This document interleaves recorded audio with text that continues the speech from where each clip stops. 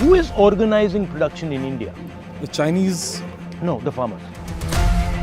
The guys who are standing outside Delhi right now, जिनकी मतलब band बजा रखी है, they are the guys who are organizing production in this country. और उनको मतलब मार रहे हैं. Right? They're literally saying, भैया हमें अपना काम करने दो, मारो मत.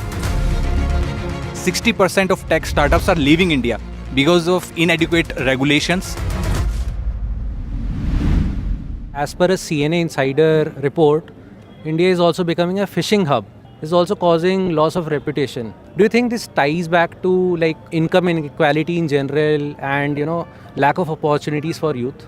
Why is there such a dramatic increase in inequality in India, in the West? You look at pretty much any country. You look at India, it really takes off after 1990. Why is this in your view?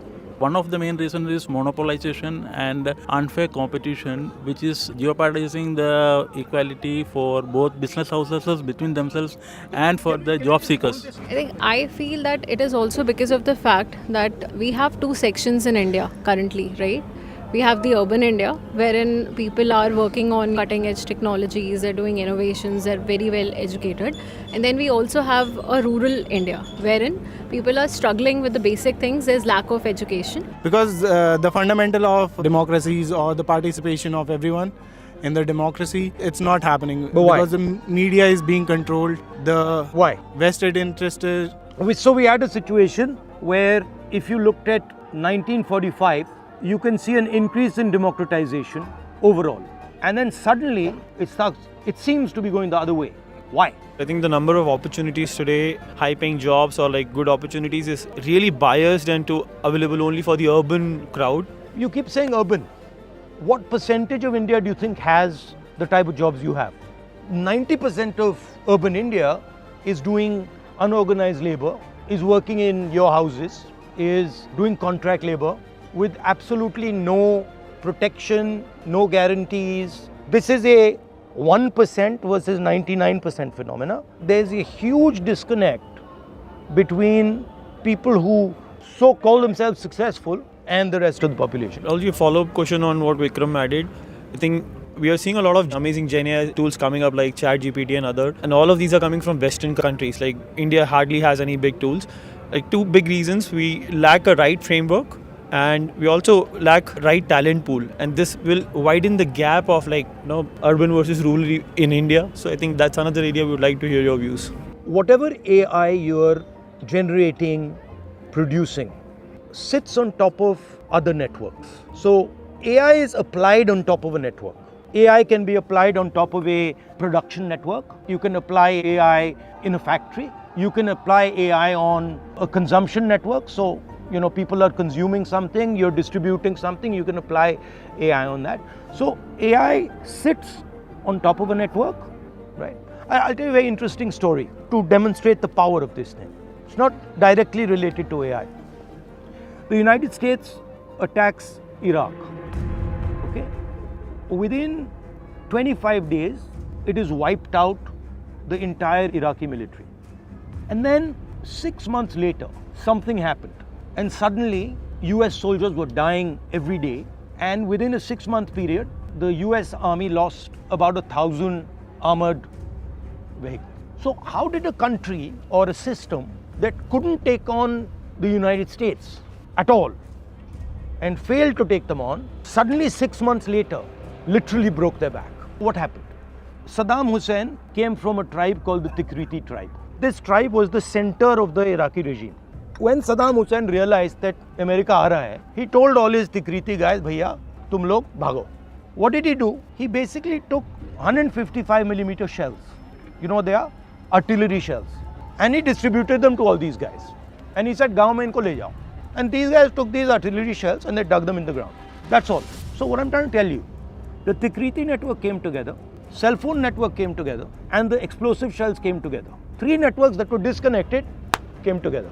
And they literally obliterated the superpower in Iraq. So the game is about bringing unconnected networks together. Now, what is the biggest problem in India? Our biggest networks are not connected at all. So you guys are a tiny network. You're 1% of the country, very small network. You're not connected to anything else. I mean, if you really want to bring India's power to bear, Then you have to think about these things. Networks are energy, right? The moment you bring them together, it doesn't become 1 plus 1 plus 1. It becomes exponential, blam, it just goes. If you use that framework, you can see that that's a very powerful framework in politics. It's a very powerful framework in business. Samajwadi Party network joined with Congress network. Earlier that network was like this, now the network is suddenly lined up together. Now, the problem is in India is that pretty much all the conversations that we're having of development, etc., exclude 90% of our population. Meaning the really powerful network is sitting outside. So what is the role of technology and IT is to apply your understanding and knowledge on those networks. But right now what the game is taking place is you're in 1% or not able to apply the stuff in the large 90% of India. And then these networks are not only physical networks, right? So there are caste networks in India. There are business networks in India. There are agricultural networks in India. So that to me is an interesting way to think about it. Vision of 80s which has caused this nearly 6 million jobs in IT industry. So when we look back, means 80s we decided to bring back IT in India, and then we are here to see 6 million jobs in the country. When we are looking into the industry at last 2 years, nearly the headcount has reduced by 60 to 70,000 in top 3 companies in India. Sir, as a challenge, one in terms of the intake, where the education system is not able to support the kind of skilled which is required for the new generation. Second part is the salaries structure is almost same, sir. A country the size of Singapore, you can do it using services. You can say, bhaiya dekho, everybody will get a services education, we'll not make anything, we will just run a pure service economy. उसमें थोड़ा सा tourism होगा, वहाँ पे हमारा एक casino लग जाएगा, वहाँ पे हम थोड़ा आईटी का काम कर लेंगे, फाइनेंस का कर लेंगे और काम चला लेंगे. This is a dead end for a 1.4 billion man country. This cannot work. So the only way you can actually give employment to your people is by getting into the business of production. How many unicorns are actually Indian? One. There are no Indian-owned unicorns except, I think, Zerodha. Zoho. Fine, Zoho. Now, please notice another thing, that every single one of these unicorns organizes consumption. None of these unicorns organize production. This is a fundamentally important thing. What is developed is essentially a rent-seeking system, where you have the 5, 7, 10, 15 big players. They're essentially taking, for the most part, Chinese products, selling them in India. The Chinese youngster is making out, getting a job, and our fellow is buying the phone, buying the product. And at the same time, he's not getting a job, and the big guys are making a margin on the Chinese product.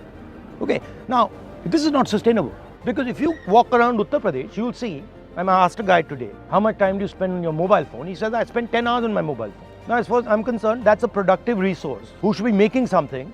Now, when you start to manufacture, you also start to get organized labor.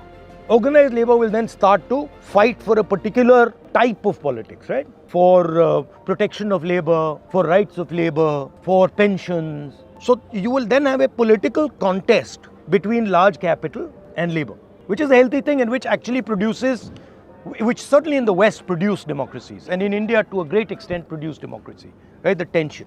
What Narendra Modi is doing is a combination of a few things. Number one, don't think about production seriously. Number two, build massive monopolies. Number three, weaponize the society. And in the end, it's just going to increase. Level of violence is going to increase, level of fear is going to increase, level of anger is going to increase, and then at a certain point, you'll have a problem. I mean, we're not against big business. We have a problem with absolute monopolization. Why is it more important to organize production? One, more jobs. What else? Not only more jobs, but jobs in the base of the pyramid.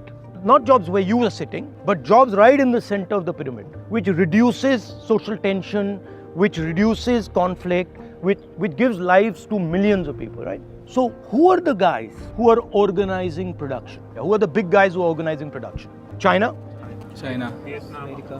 Vietnam now? Bangladesh now? Surprising, suddenly Bangladesh is like outdoing us. Korea to an extent. I went and saw Samsung and I went and saw Hyundai. Huge, like cities of, right? And who is organizing production in India? The Chinese. No, the farmers. The guys who are standing outside Delhi right now, right? जिनकी मतलब band बजा रखी है. They are the guys who are organizing production in this country. और उनको मारने. Right? They're literally saying, भैया हमें अपना काम करने दो, मारो मत. You have to expand production from agriculture into value-added agriculture. For that you need infrastructure. Into more and more and more value-added stuff. That's what a successful country would do. There's no large country in the world that has grown without doing this. One fraction of data that I'm talking about, NASSCOM report, Web3 startups left India, 60% of them moving to Dubai, Singapore, because of no policy, uncertain policy and regulation in India. If your government is coming in power, what will you do for that booming tech? What I started with, think about the different networks in India, the unconnected networks, and how we can apply modern technology to connect those networks. That to me is very powerful and very interesting. Like today I was in Moradabad, brass industry, production. Has any tech guy said, yeah, I'm going to go now and start organizing production in Moradabad? It's a gold mine out there. It's literally a gold mine out there. But your network is disconnected from that network. Suppose I want to open a small scale production, want to go away from all the time, 10 hours I'm spending on the phone. Suppose somebody wants to open a small scale production. There's so much of entry barrier currently for not just somebody in a village, like you talked about the maids in our cities. There are a lot of entry barriers. And to top of that, of course, leakages and licenses and everything. So are there any plans if the government comes in power? So one has to think about is first a rolling back of some of these ideas. A GST that is literally just burning the grass in front of these small and medium guys. So tweaking the GST. Second, 14 lakh crores karza maaf to 100 guys. Now, you can either give them that money or you can give that money to small and medium businesses. You can either build a tax system and a structure that is designed to help monopolists, or you can build one that is designed to help small and medium players. You can't do both. I actually believe that the path that India is on is non-sustainable, destructive, and will actually end in a collapse of the country. And I think the thing that needs to be done aggressively is to take the country into production, to make production centerpiece, and to protect the people and to support the people, whether they're small businesses, medium businesses, farmers, even large businesses who are interested in actually creating jobs for this country. Now, we would be quite aggressive on protecting farmers, MSP, which is basically, listen, you're a base producer here, we're going to put a floor under you. It doesn't cost that much. Then protecting the second level producers, small and medium business, people who are trying to take products out of the farm and sort of bring them to the plate. And then high-tech small and medium guys, handicraft small and medium guys, and then linking all these centers. I would ask you to think about 2 or 3 things. What are all these networks that India is made of? How can you help in connecting them? Number 2, how do we think about production? Okay, organize consumption all you want. I'm perfectly happy for that. But how can we think about organizing production? How can we help farmers organize production? The 1% that we spoke about is also the percentage which pays taxes regularly. Now, they are also the folks which have been neglected, I would say, by all the Don't say that to me. So the only request that we have on behalf of many professionals is that in the manifesto, if you could say that the Congress government will also be looking at you for some subsidies, like they pay the income tax, then they pay different taxes, indirect taxes. It definitely hurts them. Like if you say if they earn a 1 lakh rupee salary, what they take home is probably 30,000 because it goes in direct and indirect taxes. But when it comes to healthcare, when it comes to taking a loan, insurance, medication, cancer is spreading very highly today. Yeah. The medication, everything is added up with the GST today. Yeah. So is there something that we could see in the manifesto for the IT professionals to, help themselves? The way we build our manifesto is it's basically an open structure.